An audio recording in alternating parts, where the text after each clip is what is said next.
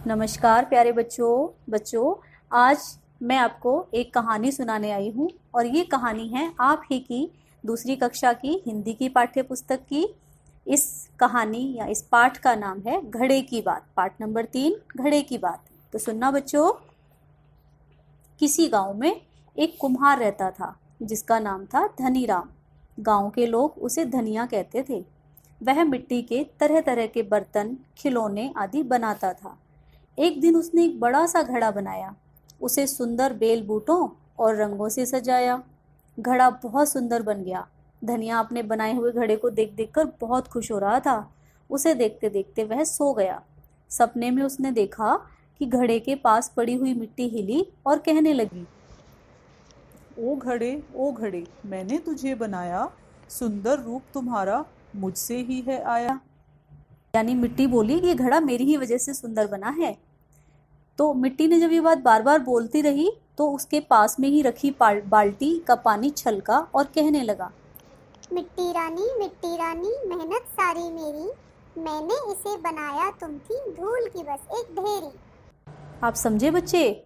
मिट्टी और पानी दोनों ही यह सोच रहे हैं कि ये जो घड़ा सुंदर बना है ये सिर्फ उनकी वजह से बना है। अब मिट्टी और पानी की बातें सुनकर चाक बोला। चाक वही होता है बच्चों जिसपे कुम्हार जिसे घुमाता है और उसमें बर्तनों को नए नए आकार देता है। बिल्कुल गोल आकार होता है वो। तो चाक कहने लगा, तुम दोनों थे कीचड़ मिट्टी, इस सच को लो जान, बना घड़ा मेरे ही कारण, बात यही लो मान। अब इसके बाद मिट्टी, पानी और चाक की बातें सुनकर आग भी जोश में आकर बोली, तुम सब बातें कच्ची करते, कच्चा काम तुम्हारा, तब कर मुझ में बना घड़ा यह असली काम हमारा।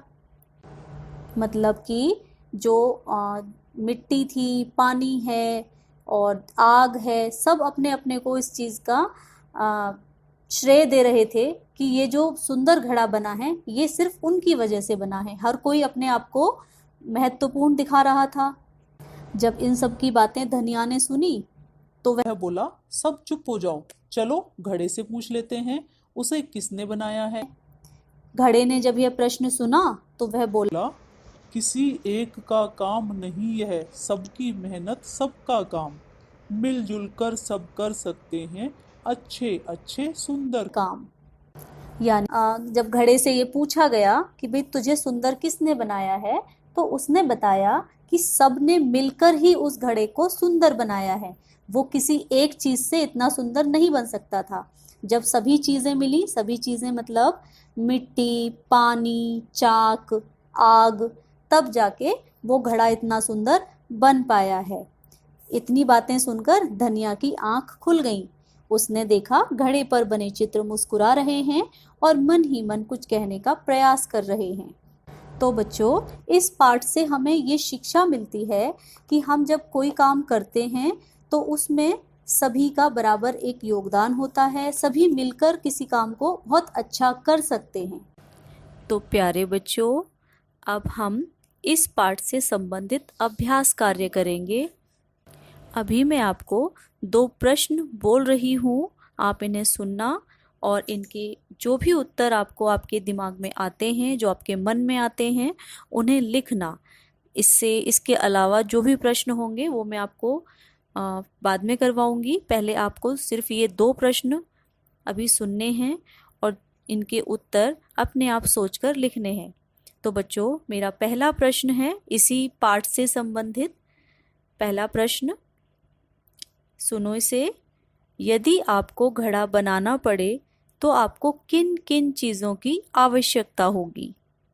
आपको उन चीज़ों का नाम लिखना है जो हमें घड़ा बनाने के लिए चाहिए होती हैं। ठीक है बच्चों? और इसी कड़ी में दूसरा प्रश्न है, बर्तन के अलावा मिट्टी से आप और कौन कौन सी चीज़ें बना सकते हैं? तो आपको ये सोचकर लिखने हैं दोनों ही प्रश्नों के उत्तर। आप इन्हें सुनिएगा और लिखिएगा और लिखकर मुझे इसकी फ़ोटो भेजिएगा। ठीक है बच्चों? इससे आगे की अभ्यास कार्य मैं आपको अगले वीडियो में कराऊंगी।